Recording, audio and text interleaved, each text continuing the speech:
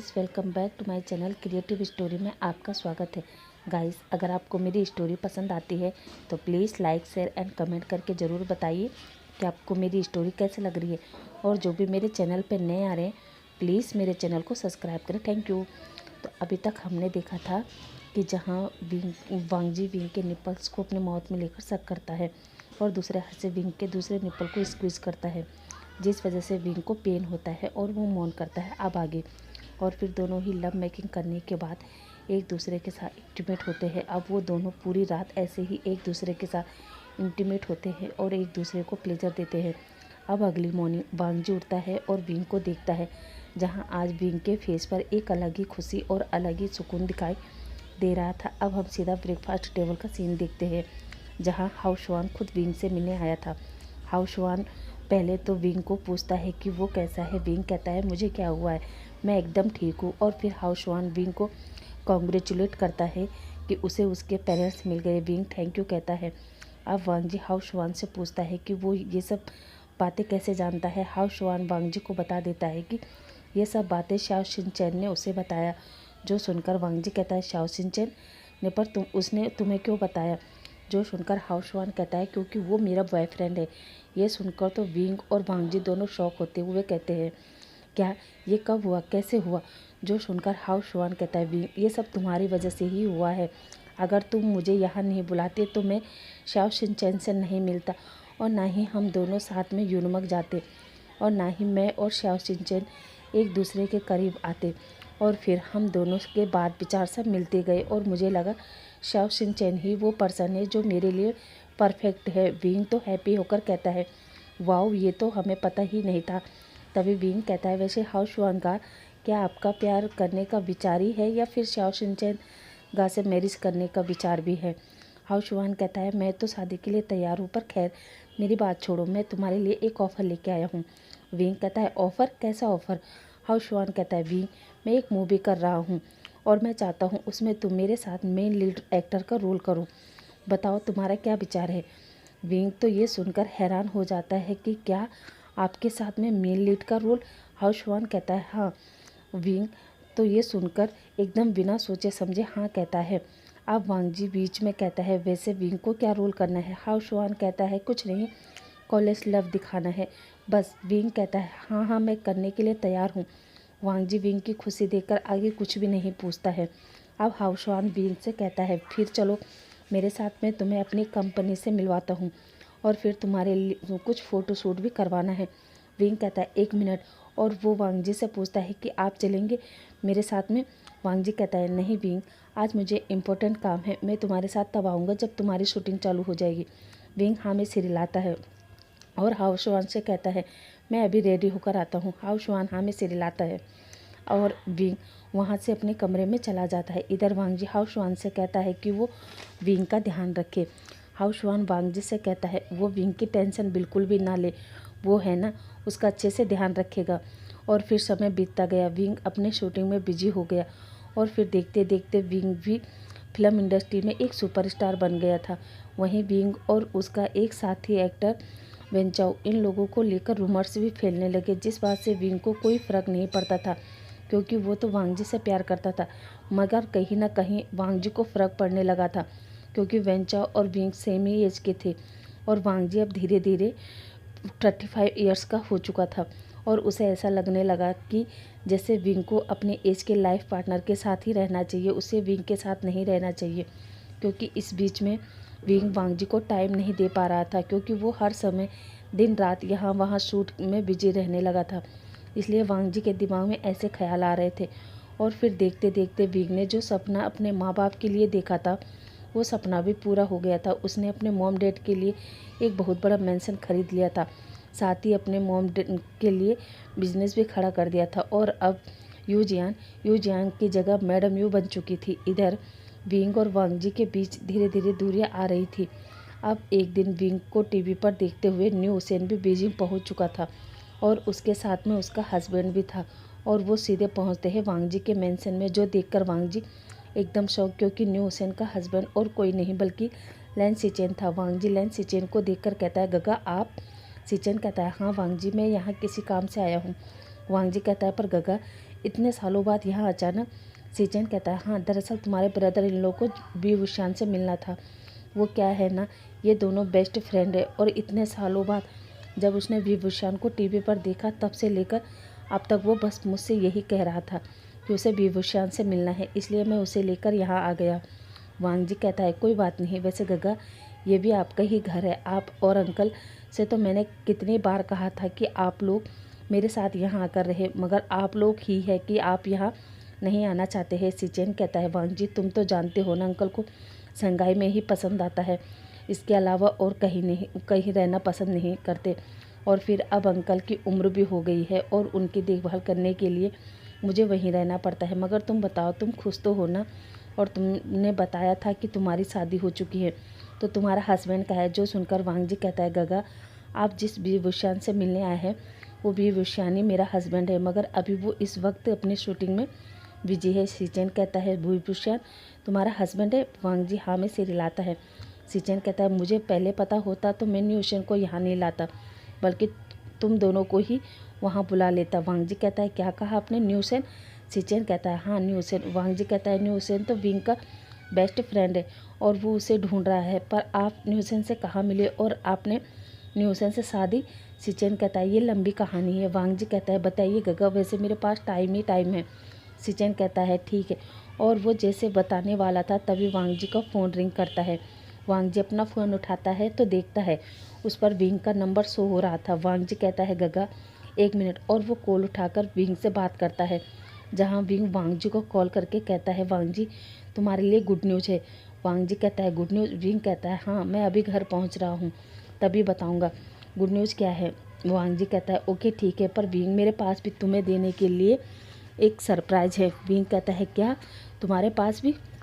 वांग जी कहता है, हाँ विंग। विंग कहता है, ओके मैं 10 मिनट में घर पहुंचने वाला हूँ। वांग जी कहता है, ओके, और वो फ़ोन रखता है और अपने गगा से कहता है, गगा विंग आने वाला है, उसने कहा उसके पास गुड न्यूज़ है। सीचेन कहता है, गुड न्यूज़? कौन सी गुड न्यूज़? वांग जी कहता है, वो तो अभी उसने नहीं बताया, मगर गगा मैं चाहता हूँ आप न्यूसेन को लेकर कमरे में चले जाइए, क्योंकि जब विंग न्यूसेन को देखेगा तो मैं उसका रिएक्शन देखना चाहता हूँ। सीचेन कहता है, ओके वांग जी। अब करीब 10 मिनट बाद लैन मैंसन का डोर रिंग कर होता है, जहाँ वांग जी गेट खोलता है और विंग को देखता है। विंग भी वांग जी को देखता है और एकदम से हक कर लेता है और वांग जी को अपने पैरों से उसके कमर को ग्रेप कर लेता है और वांग जी भी विंग को अपनी गोद में होल्ड कर लेता है और विंग वांग जी के फोरहेड पर अपने उसके नोज पर, उसके चिक पर किस करता है और कहता है, वांग जी मैं बहुत हैप्पी हूँ। वांग जी विंग को लेकर काउच पर बैठता है और कहता है, विंग विंग तुम इतना खुश लग रहे हो, इसका मतलब ज़रूर कोई अच्छी बात है, बताओ। विंग कहता है, हाँ वांग जी। और वो जो वांग जी के ही गोद में बैठा था वो वांग जी का एक हाथ लेता है और अपने बेली पर रखता है और कहता है, हाँ गुड न्यूज़ ये है। वांग जी को नहीं समझ आता कि विंग क्या कहना चाहता है। वांग जी विंग से कहता है, विंग मुझे समझ नहीं आ रहा है कि तुम क्या कहना चाहते हो। विंग वांग जी की गोद से उठता है और कहता है, ओहो वांग जी तुम इतने बुढ़े हो गए हो, फिर भी नहीं समझ सकते कि मैं क्या कहना चाहता हूँ। विंग कहता है, जाओ तुम खुद पता करो, अब मैं भी नहीं बताऊँगा। और इतना कहकर विंग अपने कमरे में चला जाता है। वांग जी सोच ही रहा था तभी सीचेन बाहर आता है और वांग जी से पूछता है कि विंग ने क्या बताया। वांग जी कहता है, कुछ नहीं गगा, उसने कहा खुद ही पता करो। सीचेन कहता है, कोई बात नहीं वांग जी, अब रात काफ़ी हो गई है, जाओ अपने कमरे में जाओ और आराम करो, वैसे विंग भी थक कर आया है। वांग जी हाँ में जवाब देता है और सीचेन को गुड नाइट कहकर अपने कमरे में चला जाता है, जहाँ विंग आराम से लेटा था और वो वांग जी को देखता है और मुंह फुलाकर पलट कर लेट जाता है और मन में सोचता है, इतने ओल्ड है मगर अभी भी इशारे नहीं समझते हैं।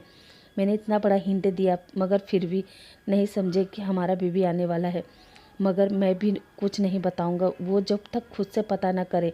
हाँ इतना कहकर वो आंखें बंद कर लेता है। वांग जी फ्रेश होकर बाहर आता है, जहाँ वो विंग को देखता है जो सो चुका था। वांग जी भी बेड पर आता है और विंग को ब्लैंकेट देता है और उसके सर को सहलाते हुए कहता है, अभी भी चाइल्डिश बिहेव करता है, अभी अभी इतना हैप्पी था और अभी अभी मुंह फुलाकर सो गया। वैसे विंग ने मेरा हाथ अपनी बेली पर क्यों रखा, क्या कहना चाहता था। खैर छोड़ो विंग, मगर कल सुबह जब तुम अपने फ्रेंड को देखोगे तब तुम्हारा फेस देखने लायक होगा। और अब वो विंग के फोरहेड पर किस करता है और उसे बैक से हक करता है, मगर विंग खुद ही पलटता है और वांग जी से चिपक जाता है। वांग जी ये देखकर हैप्पी होता है और सोचता है कभी कभी तो लगता है कि हमारे बीच में दूरी आ गई है, मगर कभी कभी लगता है नहीं, हमारे बीच में कोई दूरी नहीं है। यही सोचते सोचते वांग जी भी सो जाता है। अब अगली मॉर्निंग बीइंग की आँख खुलती है क्योंकि उसे वोमिटिंग हो रही थी। वो जल्दी से वॉशरूम में भागता है और वोमिटिंग करता है, जिससे उसकी हालत ख़राब हो जाती है। और वो बाहर आकर देखता है जहाँ वांग जी अभी भी पीसफुली सो रहा था। बीइंग वांग जी का फेस देखता है और कहता है, मेरा ओल्ड मैन इतने इशारे भी नहीं समझता है कि मैं उससे क्या कहना चाहता था। और वांग जी को देखे जा रहा था। तभी अचानक वांग जी की आँख खुलती है और वो सामने बीइंग को बैठे देखकर घबरा जाता है। और वांग जी एकदम से बैठते हुए कहता है, बीइंग क्या हुआ तुम्हारी? बीइंग कहता है, गुड मॉर्निंग हवी। वांग जी कहता है, गुड मॉर्निंग बीइंग, मगर तुम सुबह सुबह यहाँ पर क्यों बैठे हो? बीइंग मुस्कुराकर कहता है, ऐसे ही, क्योंकि मुझे तुम्हारा फेस देखना था। वांग जी कहता है, क्या? और वो अपने फेस को टच करते हुए कहता है, फेस देखना था? क्यों, क्या हुआ? कुछ लगा है फेस पर? बीइंग कहता है, नहीं। वांग जी कहता है, फिर? बीइंग कहता है, ऐसे ही। अब वांग जी बीइंग से कहता है, बीइंग कल रात से तुम अजीब अजीब बात कर रहे हो, हटो, मुझे वॉशरूम जाना है। बीइंग कहता है, ओके, मगर उससे पहले मेरी मॉर्निंग किस। वांग जी कहता है, हाँ बाबा, आओ, तुम्हें मॉर्निंग किस दे देता हूँ। और बीइंग हैप्पी वांग जी के पास अपने लिप्स ले जाता है। मगर जैसे ही वांग जी पास आता है, बीइंग एकदम से उठता है और वॉशरूम में भाग जाता है। वांग जी कहता है, अजीब बात है, अभी इसे मॉर्निंग किस चाहिए था और अभी वॉशरूम में भाग गया है। अब वांग जी अपने बेड से उठता है और अपने स्लीपर पहनता है और जाकर अपने लिए हॉट वाटर निकालता है। और फिर 2 गिलास हॉट वाटर पीने के बाद वो वॉशरूम की तरफ जाता है और वॉशरूम का गेट खटखटाते हुए कहता है, और कितना टाइम लगेगा विंग? विंग गेट खोलकर बाहर आता है और कहता है, हो गया। वांग जी विंग का फेस देखता है, उसके आंखों को देखता है जिसमें आंसू थे। वांग जी विंग के आंखों में आंसू देखकर विंग का फेस अपने हाथों में पकड़ता है और कहता है, विंग क्या हुआ? तुम्हारे आंखों में आंसू? क्या तुम रो रहे थे? विंग कहता है, नहीं वांग जी, और ये ऐसे ही आ गए हैं। वांग जी कहता है, क्या तुम सच कह रहे हो? तुम्हारी तबीयत तो ठीक है ना? विंग कहता है, हाँ बाबा, मेरी तबीयत ठीक है। विंग कहता है, अब जाओ फ्रेश हो जाओ। वांग जी हूँ में जवाब देता है। कुछ देर बाद वांग जी फ्रेश होकर आता है और विंग को नॉर्मल कपड़ों में देखकर पूछता है कि क्या आज उसका सूट नहीं है? विंग कहता है, नहीं, वो आज घर पर रहेगा या फिर मॉम डैड से मिलने जाएगा। वांग जी कहता है, ओ। तभी विंग कहता है, वांग जी तुम भी मेरे साथ चलो ना, मॉम डैड के घर। वांग जी कहता है, कब जाना है? विंग कहता है, अभी तो मॉम ऑफिस जाएगी, इसलिए शाम को चलते हैं। वांग जी कुछ सोचता है और फिर कहता है, वैसे क्या तुम जा सकते हो? विंग कहता है, क्या मतलब? वांग जी कहता है, विंग, मैंने कल तुम्हें बताया था ना कि मेरे पास तुम्हारे लिए सरप्राइज़ है। विंग कहता है, अरे हाँ, मैं तो भूल ही गया था, बताओ क्या क्या सरप्राइज़ है? वांग जी कहता है, बताना नहीं है, दिखाना है। विंग कहता है, क्या? और वो कहता है, चलो तो चलो। वांग जी कहता है, ऐसे नहीं। और वो विंग की आंखों पर पट्टी बांधता है और फिर अपने कमरे से बाहर जाने लगता है। फिर सीढ़ियों से उतरकर लिविंग रूम में लाता है जहाँ पहले से सीचेन और न्यूसेन बैठे थे। अब विंग कहता है, वांग जी बताओ क्या सरप्राइज है? क्या अब मैं पट्टी हटा दूँ? वांग जी कहता है, हाँ विंग। और अब विंग पट्टी हटाता है तो सामने न्यूसेन खड़ा था, उसके हाथ में सीचेन, जिसे विंग नहीं पहचानता था मगर न्यूसेन को पहचानता था। इसलिए पहले तो विंग न्यूसेन को सर से लेकर पाँव तक स्कैन करता है और फिर उसके आंखों में आंसू भर जाते हैं। वही न्यूसेन की आंखों में भी आंसू थे और विंग इमोशनल होते हुए कहता है, न्यूसेन। न्यूसेन भी कहता है, विंग। और फिर दोनों ही एक दूसरे को हक करते हैं।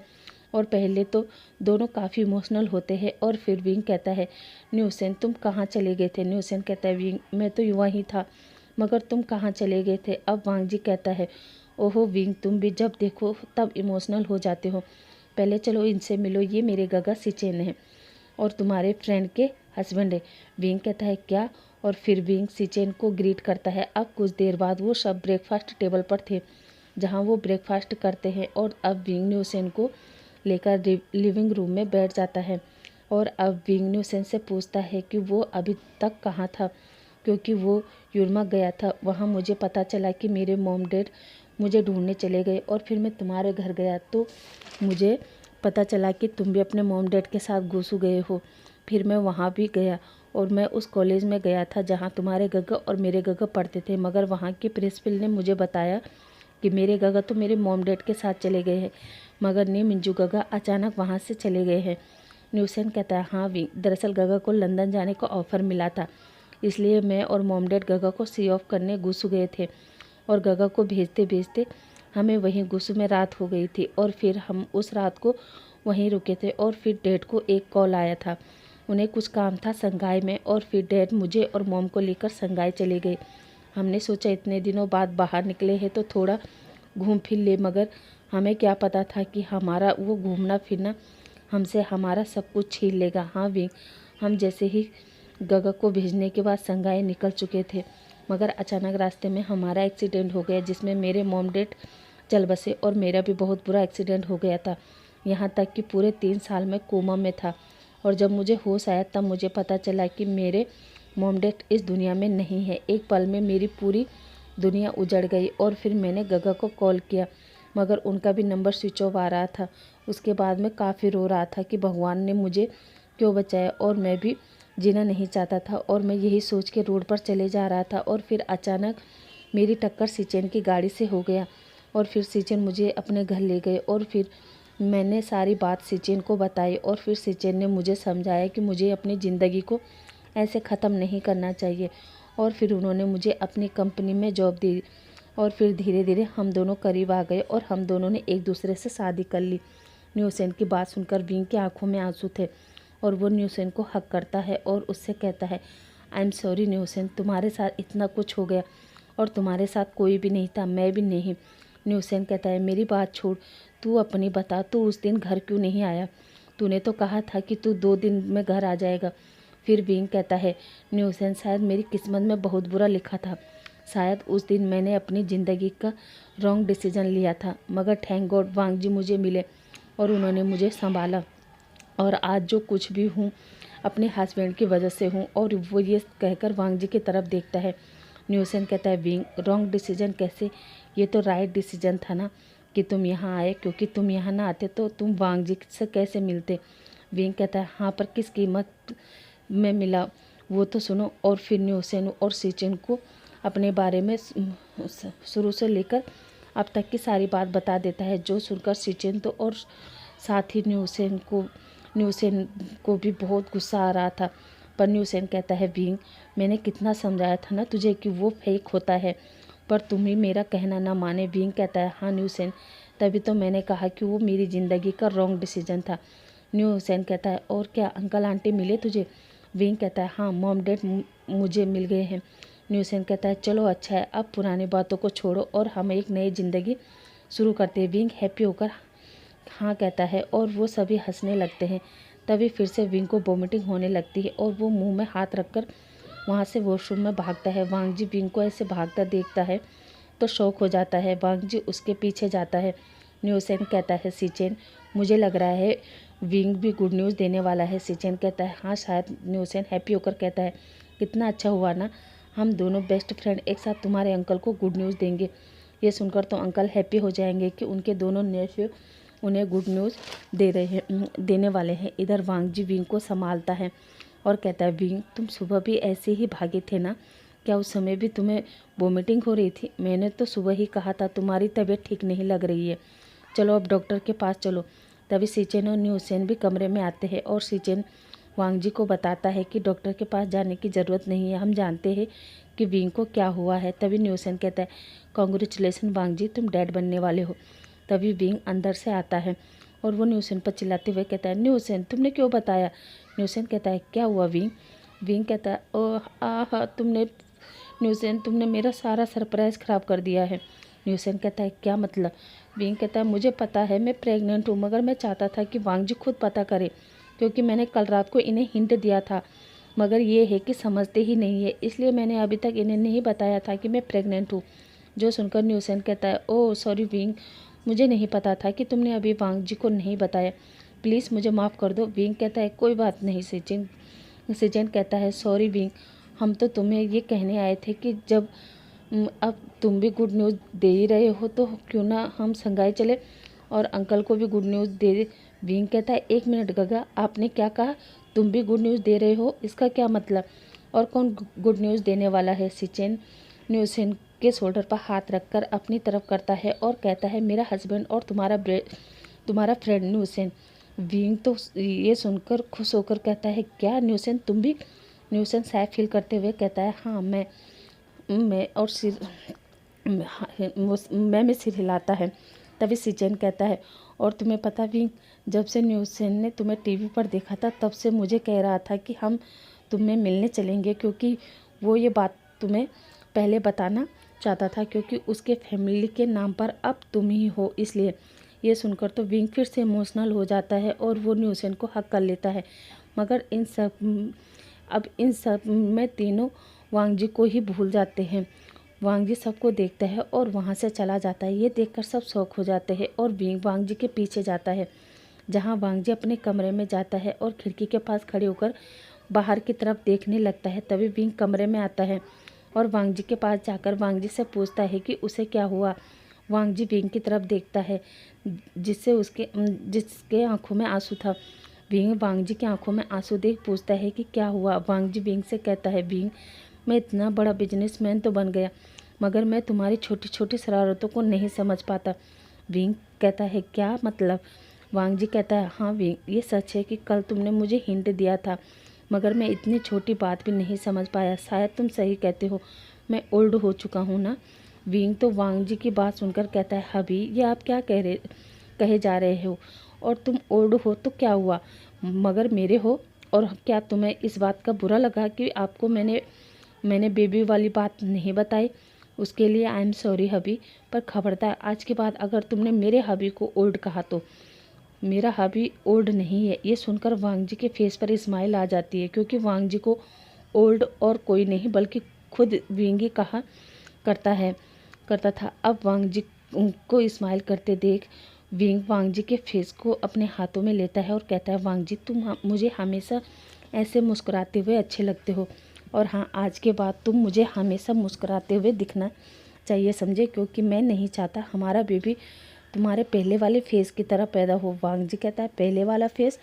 विंग कहता है, हाँ, पहले तुम्हारा फेस एकदम स्टोन जैसा था। वो तो मैं तुमसे प्यार करता था इसलिए शादी कर ली, वरना तुम्हारा फेस देखकर कोई भी तुमसे शादी तो छोड़ो, तुमसे बात करने से भी डरता। वांग जी कहता है, अच्छा विंग कहता है, हाँ, और नहीं तो क्या। और वो ये सब वांग जी को हंसाने के लिए कह रहा था, मगर वांग जी भी इस बात को समझ रहा था विंग ये सब उसे मजाक में कह रहा है। अब विंग वहाँ से जाने लगता है, मगर तभी वांग जी विंग को पकड़ता है और पीछे से हक करता है और विंग के नेक पर अपना सिर रखकर कहता है, विंग थैंक यू। विंग कहता है, थैंक यू किस लिए? अब वांग जी विंग को अपनी तरफ पलटता है और उसे टाइट हक करके कहता है, मुझे इतनी अच्छी गुड न्यूज़ देने के लिए। देखना, अब मैं तुम्हें और अपने बेबी को बहुत हैप्पी रखूँगा, और हाँ, आज के बाद तुम्हें कुछ भी करना हो, कहीं भी जाना हो, मैं 24 घंटे तुम्हारी सेवा में हाजिर रहूँगा। ये सुनकर तो विंग को भी अच्छा लगता है और वो वांग जी के लिप्स की तरफ देखता है और वांग जी भी विंग की तरफ देखता है और दोनों ही एक दूसरे को किस करने लगते हैं। अब करीब 15 मिनट किस करने के बाद वो दोनों किस को ब्रेक करते हैं और दोनों ही हैवी हैवी ब्रीथ ले रहे थे, मगर अभी भी वांग जी ने विंग को हक करके रखा था। अब हम सीन कट करके शाम का सीन देखते हैं, जहाँ विंग ने अपने मॉम डैड और गगा को डिनर पर इनवाइट किया था, क्योंकि विंग अपने मॉम डैड को गुड न्यूज़ देना चाहता था और साथ ही न्यूसेन से भी मिलवाना चाहता था। इसलिए विंग के मॉम डैड सभी वांग जी के मेंशन में आए हुए थे, जहां विंग और न्यूसेन दोनों ही अपने मॉम डैड के पास बैठे थे। वहीं मैडम यू न्यूसेन को हक करते हुए कहती है, न्यूसेन, तुम अपने आप को कभी भी अनाथ मत समझना। आज के बाद हम तुम्हारे पेरेंट्स हैं। जैसा हमारे लिए हमारा विंग है, उसी तरह तुम भी हो, इसलिए तुम कभी अपने आप को अकेला मत समझना। वही जियान चैन कहता है, और हाँ न्यूसेन, मैं न्यूमिंजू के बारे में पता करके बताता हूँ। जो सुनकर न्यूसेन कहता है, थैंक यू गगा, आप सबसे मिलकर मुझे बहुत अच्छा लगा। अब सब लोग डिनर करते हैं और उसके बाद विंग के मॉम डैड वहाँ से चले जाते हैं और अब विंग और वांग जी अपने बेडरूम में थे, जहाँ विंग वांग जी के बाहों में था। वहीं वो वांग जी से पूछता है कि कल गगा और न्यूसेन भी संघाई वापस जा रहे हैं, तो क्या हम भी चले? वांग जी कहता है, तुम चलना चाहते हो? विंग कहता है, हाँ, वैसे भी हमारी शादी को इतना टाइम हो गया है और मैं अभी तक अंकल से नहीं मिला। वांग जी कहता है, ओके ठीक है, फिर कल हम भी गगा और न्यूसेन के साथ ही चलेंगे। पर विंग, तुम्हारे सूट का क्या होगा? विंग कहता है, वांग जी, मैंने अभी के लिए सारे सूट बंद कर दिए हैं, क्योंकि अब मैं अपना पूरा टाइम तुम्हें और अपने बेबी को देना चाहता हूँ, क्योंकि मुझे पता है कई सालों से मैं तुम्हें बिल्कुल भी टाइम नहीं दे पाया, इसलिए अभी के लिए मैंने सारे सूट कैंसिल कर दिए हैं। ये सुनकर तो वांग जी बहुत ही हैप्पी होता है और वो विंग को किस करने लगता है और फिर किस करते करते वो लोग इंटीमेट भी होते हैं। मगर इस बार वांग जी बहुत ही आराम से करता है, क्योंकि वो विंग को और अपने बेबी को हर्ट नहीं करना चाहता था। इसलिए अब करीब 1 राउंड करने के बाद दोनों ही सो जाते हैं। अब अगली मॉर्निंग वो लोग बीजिंग से संगाई के लिए निकल जाते हैं, जहाँ लैन कुरेन इतने सालों बाद वांग जी को देखता है तो एकदम हक करके कहता है, वांग जी घर आने में इतना टाइम क्यों लगाया है? क्या तुम्हें एक बार भी अंकल की याद नहीं आई? जो सुनकर वांग जी कहता है, नहीं अंकल, ऐसी बात नहीं, वो काम में बिजी हो गया था इसलिए। कुरेन कहता है, चलो कोई बात नहीं। अब वो सब लोग अंदर जाते हैं, जहाँ न्यू हुसैन और विंग दोनों ही घर वालों के लिए डिनर तैयार करते हैं। अब वो लोग डिनर करते हैं और उसके बाद कमरे में चले जाते हैं।